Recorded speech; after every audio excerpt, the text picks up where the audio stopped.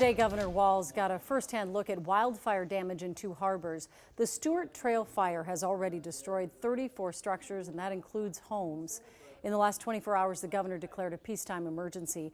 19 members of the Minnesota National Guard are on standby with Black Hawk helicopters to help with wildfire response. Multiple wildfires are burning across portions of Lake, Crow Wing, and St. Louis counties. The largest of the wildfires is the Flanders Fire east of Breezy Point. Right now, it's nearly 1,700 acres, or nearly 3 square miles. That is roughly the size of the town of Jordan.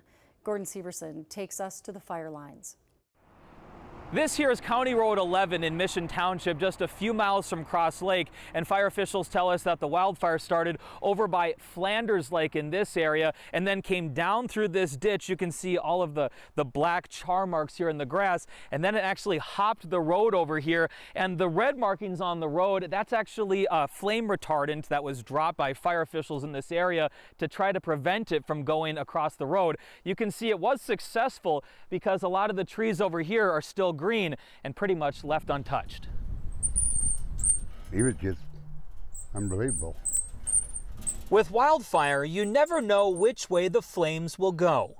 It just melted inside him. For Larry Roberts, the heat melted his garage and the fence around his property. When this here was burning so hot. The flames also took several trees on both sides of his home. These trees are 75 years old. But surprisingly, his house was almost untouched. It was pretty amazing. He saved 99.9%.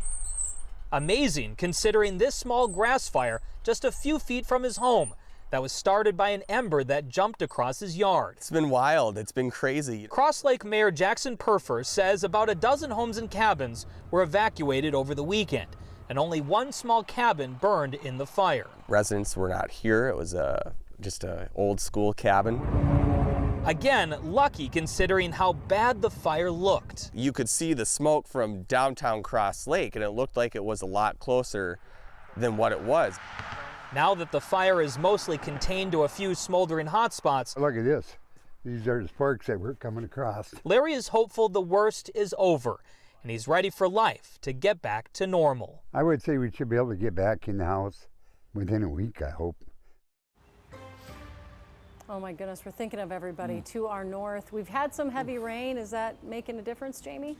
It didn't make too much of a difference in northern Minnesota. The heavy rain was really focused from the Twin Cities and south last night. The good news is, and you can take a look at some of those rainfall totals from last night and through this morning, upwards of an inch plus in many parts of the Twin Cities. But again, very spotty even within these heavy bands, and it drops off significantly looking to the north. You can see some very low numbers across northern and parts of central Minnesota, much heavier to the south. The good news is we do have another round of rain, and more of that is going to take aim at northern Minnesota. It may be primarily in the form of showers, but even a little bit is going to help efforts there. Some strong, wicked weather to our south. We'll be timing out our chances for showers and thunderstorms around here coming up in a few minutes.